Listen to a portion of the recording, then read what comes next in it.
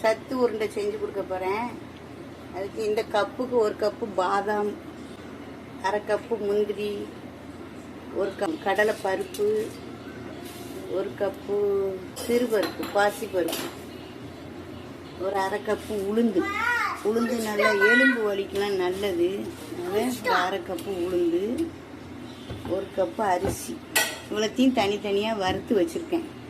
வறுக்கும் போதே எடுக்கலான்னு பார்த்தா ஃபோனில் சார்ஜ் இல்லை, அதனால் வறுத்துட்டு எடுத்து காட்டுறேன். எல்லாத்தையும் இப்படி நல்லா கருவை விடாமல் சிம்மில் வச்சு நல்லா வறுத்து எடுத்துக்கோங்க. சுக்கு வறுத்துருக்கேன். வறுத்து இதில் இடித்து அது அந்த மாவோடு போட்டு அரைக்கணும். ஓகே. சுக்கு நல்லது குழந்தைங்களுக்கு, நல்ல வாசமாக இருக்கும். சுக்கு ஏலக்காய் இப்படி தட்டி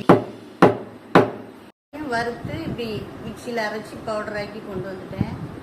இதில் என்னெல்லாம் சேர்த்துருக்கேன்: கடலைப்பருப்பு, பாசிப்பருப்பு, உளுந்து 1/2 கப்பு, அரிசி, அப்புறம் பாதாம், முந்திரி, உடைச்ச கடலை இவ்வளோ இதில் சேர்த்துருக்கேன்.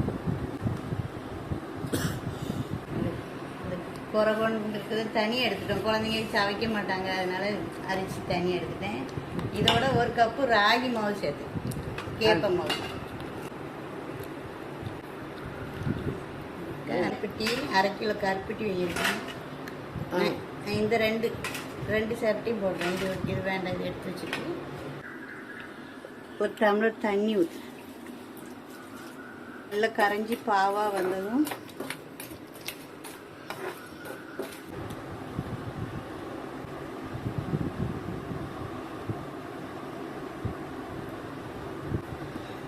நீங்கள் வேணால் நெய்யை சூடு பண்ணி இலைக்கு வேணாலும் ஊற்றிக்கங்க.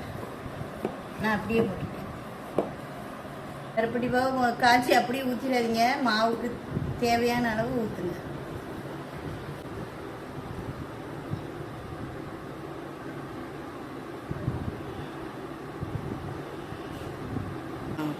சத்து உருண்டை ரெடி ஆயிடுச்சு.